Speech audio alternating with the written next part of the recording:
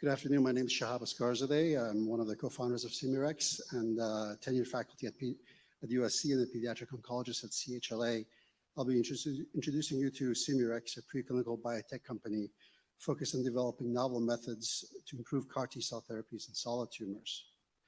To produce a CAR T-cell, immune cells are taken from the patients and then engineered to produce a chimeric protein. Chimera in Greek means hybrid creatures, and these are chimeric proteins, which are hybrid proteins not found in nature. And when engineered into T cells, they can go and kill the tumor cells. The CAR T cells are grown in billions, sorry, it's one by itself, and injected back to the patients and can cure leukemia patients, which are circulating blood cancer cells. However, the promise has yet to be realized for the 18 million people worldwide who are diagnosed with solid tumors every year. The challenge lies in the fact that only a fraction of these cells can actually get to the solid tumor. And those that get there are actually suppressed. This is mainly due to the solid tumors producing a factor called TGF-beta, which is a poison. Sorry, I don't know why this is keep going forward, which is a suppressive protein for the T cells that basically disables the CAR T cell. So our technology is another chimeric protein that can be engineered to immune cells, including CAR T cells.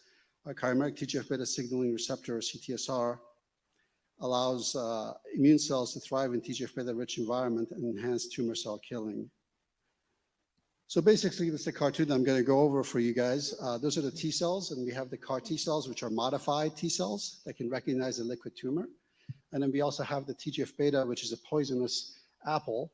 And the CAR T cells can kill the leukemia cells very well, except the solid tumors produce these chimeric TGF-beta, which is poison cells, and I can kill. CTSR from Simurx is basically a portal that converts the TGF-beta into these cherries, into the apple, which is a toll-like receptor pathway that actually activates the T cells further. So we're using the TGF-beta to our advantage in the CAR T cell therapy that can actually cure solid tumors. Here's a preclinical model in neuroblastoma, devastating childhood cancer. These tumors are grown in the kidney capsule. The red means, sorry, I don't know why this is keep moving forward.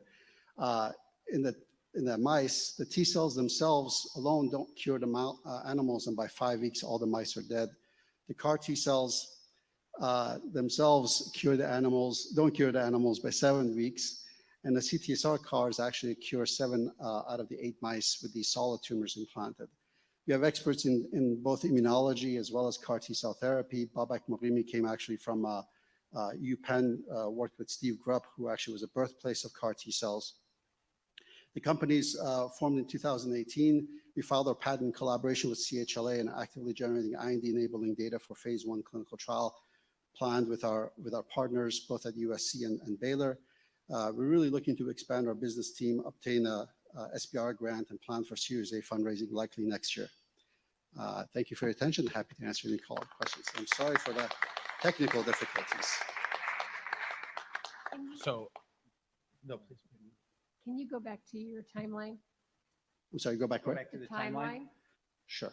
If you can. Yeah. Of course. If I don't touch it, it just goes by itself. I don't know what's happening. Maybe the AV people can help. So you've already raised the 1 million? Yes, Okay. the seed fund's already been raised, and it's more of a friends and family funds. It's not from a venture capital. Talking about building up the team. Yeah, so, I'm an academician who's been doing this for now, and I'm really looking for basically CBO, some business aspect, developing a business team, basically. We have the expertise in biology, but we're looking to really build a team that are sort of executives to help us fundraise and actually move it. I could plan the trials and form the collaborations, but that's what we're really looking at. So I believe that Catamaran Bio is also taking a similar approach. They're kind of rewiring TGF-beta to be an activating marker instead of a repressing one. How does your approach differentiate from theirs? Actually, not familiar with it. The only one that we know is TGF-beta receptor, dominant negative receptors for T immunity. Right. There's the IL, I think they're using IL-18 maybe for that system. So we're actually different. Our patents actually got through the PCT. I don't know why it's going through, but went through the PCT, and it actually has both novelty as well as inventiveness. So we're fairly secure, I think, in our patent portfolio. We've actually compared this to a lot of TGF-beta receptor competitors that may come up on the market as well. I don't show you the data, but you could put this against 4-1BB, you could put it against co-stimulatory modulators, DAP12, whatever. None of those work as well as our technology. And that's really a reassuring sign. Shahab, great presentation. I actually missed to your question. Can you describe how you're different? What are you actually doing to the TGF-beta? And you mentioned So it's a chimeric protein. So the way that chimeric protein switch receptors work, you have a TGF-beta receptor that binds to TGF-beta. So it actually competes with the native TGF-beta receptors. That's one step. Part I know, but and then the second part of it is a toll-like receptor activating protein in the cytoplasmic domain. So we've actually engineered these two proteins in there. And those actually give you a lot more signal than what we've seen with any other switch receptors that we've actually worked with or designed. So we've actually measured competitiveness between other switch receptors, and our patents relies on that particular technology. Okay, so it's a fusion protein that you're It is a chimeric protein, yes. It is a chimeric protein of a fusion protein of TGF-beta receptor with a different activating domain for toll-like receptor pathway. And what is the PK profile you need for that? Sorry? What's the PK profile you would need for that fusion protein to be efficacious in this therapy? So for CAR T cells, it's difficult to do the PK because they're immunodeficient mice. Right. You're injecting a human CAR T cells in them. And the only thing FDA looks for is, what it is. But we actually have a switch. We actually have a safety switch also implanted into the system, because that's also we think is important to have a safety switch in the system. What is that safety switch? Is it EGFR? We tried EGFR. We were not very happy with it. So it's actually the RQ8, the CD20 from John Anderson's group in London. So can you review what have you actually patented? You said. So the chimeric proteins, this protein chimeric itself. protein is patented. Well, it's still undergoing. Patent submission. Yeah, right.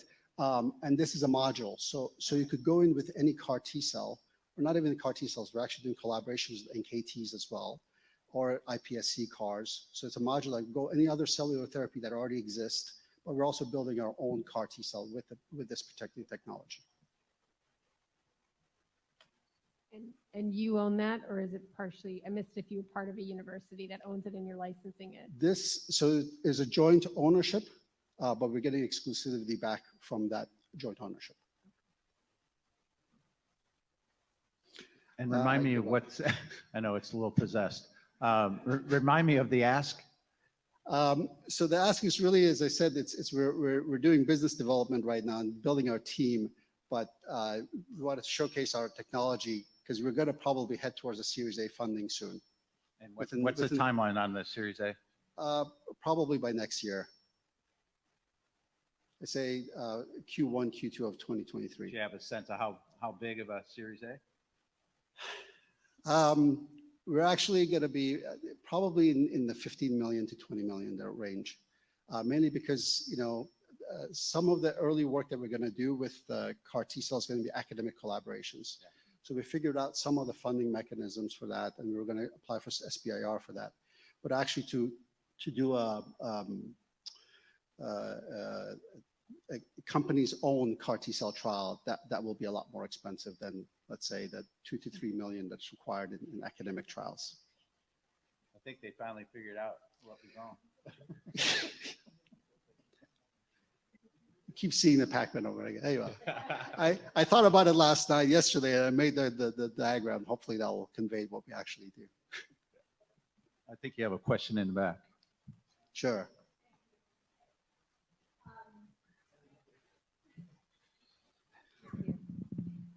All right, so I've spent a fair amount of time as an analyst looking at this area over the past couple of years, and I really struggle with the business model. How do you see, I'm assuming you're looking at partnering and bringing it to market in cooperation, right? But the people doing CAR T are in some ways relatively young, and they're stabilizing their business models. So yeah. Where do you see yourselves fitting in, and how are you going to be a standalone company in this environment? Good question. A lot of CAR T cell companies. So we've actually, we haven't approached other CAR T cell companies per se. We've approached and actually are in discussions with antibody companies. So they are actually interested in trying to get their portfolio out in a different direction. And they're thinking of partnering with us in using their SCFE for our car with our technology. So that's one strategy. Licensing with IPSC cars, which we're not into and we're not going to get into, is another possibility. You know, the amazing thing about these things, once this TGF-beta chimeric is in the cell, whether it's an NKT cell or other cells, they grow rapidly in circulation because TGF-beta is actually also secreted. So that's really important because you want numbers to get into the solid tumor. And once they get into the solid tumor, they actually continue dividing and proliferating, which is also key. All right. Thank you very much.